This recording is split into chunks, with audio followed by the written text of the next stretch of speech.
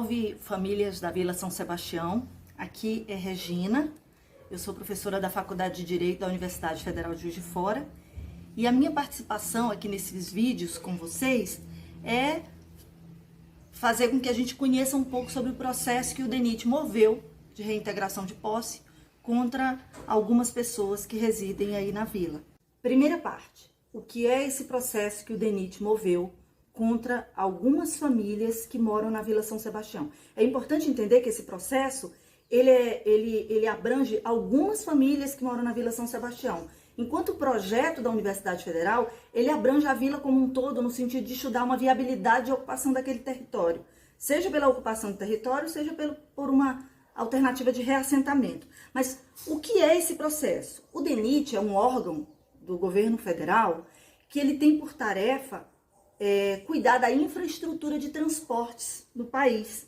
Então, na condição de zelar pela infraestrutura das estradas, ele moveu uma ação de reintegração de posse contra 18 famílias que ele conseguiu notificar e que fazem parte do polo processual passivo do processo. O que é isso? As pessoas que são rés no processo de reintegração de posse. O que o DENIT quer nesse processo? Vejam aí nessa figurinha que mostra a extensão da faixa de domínio e ao lado a faixa não edificável.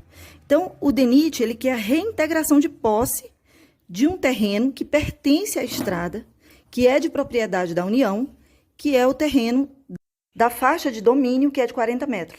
E ele zela por esses 15 metros que vêm depois, que são relacionados à faixa não edificável, que embora não seja de propriedade do DENIT, nada pode ser construído aí. Então, nós temos 55 metros de um lado, 55 metros de outro da estrada, como a gente vê na figurinha aí. Em 2019, a Lei 13.913 reduziu o tamanho dessa segunda faixa, que é a faixa não edificável de 15 metros, de 15 para 5, o que alterou, de alguma forma, a faixa de terreno que o DENIT está reivindicando da Vila São Sebastião.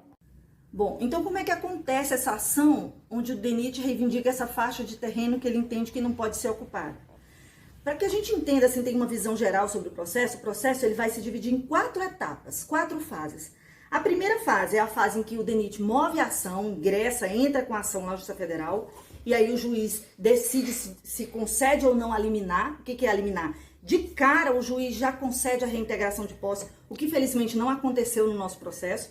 A segunda fase são as fases das audiências, que o juiz vai se inteirar sobre a realidade da ocupação. A terceira fase, que é a fase que a gente vai contestar, dizer por que, eventualmente, aquela reintegração não deveria acontecer, né, e produzir provas nesse sentido.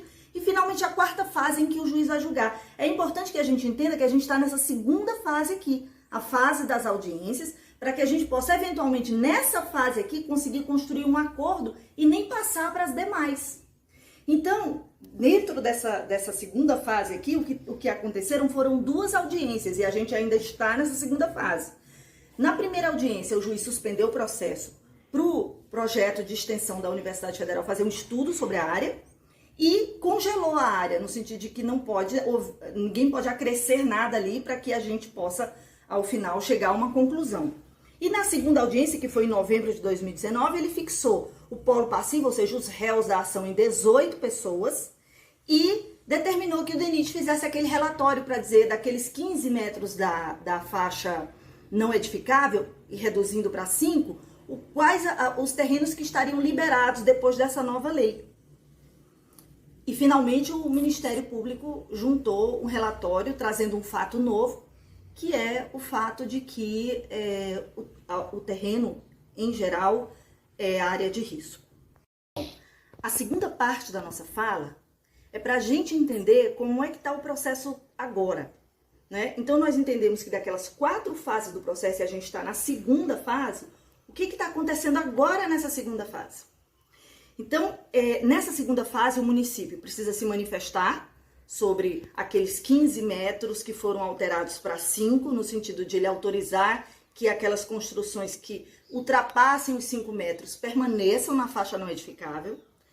A União precisa ingressar no processo. Quem é a União? É o Brasil, né? O governo federal precisa ingressar no processo como um participante necessário.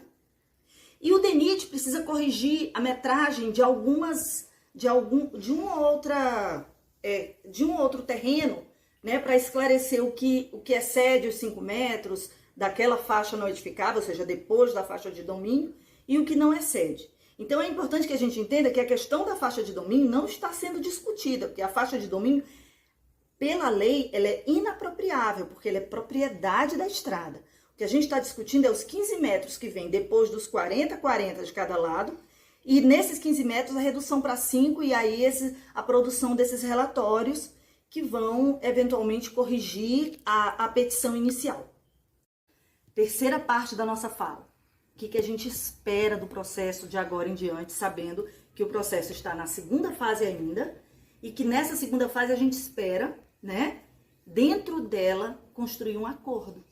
Para que através desse acordo, com a participação do município, a participação da União, a participação do próprio DENIT, né, a gente possa viabilizar soluções, seja de reassentamento, seja a forma de destinação da faixa de domínio, a questão do risco que precisa ser trabalhada nesse acordo, e provavelmente isso deve acontecer com uma nova audiência.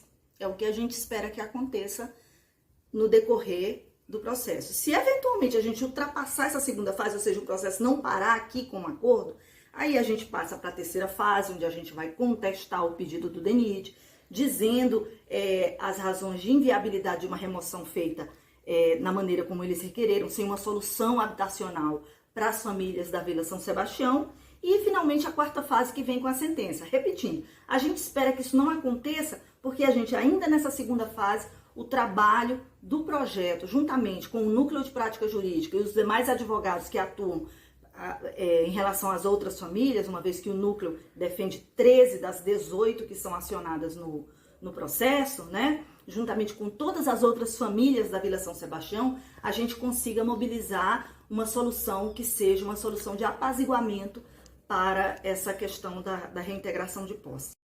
Essa é a minha participação. Eu me despeço aqui de vocês, desejando saúde para todo mundo, paz para todo mundo, e de agora em diante só boas notícias. Um abraço.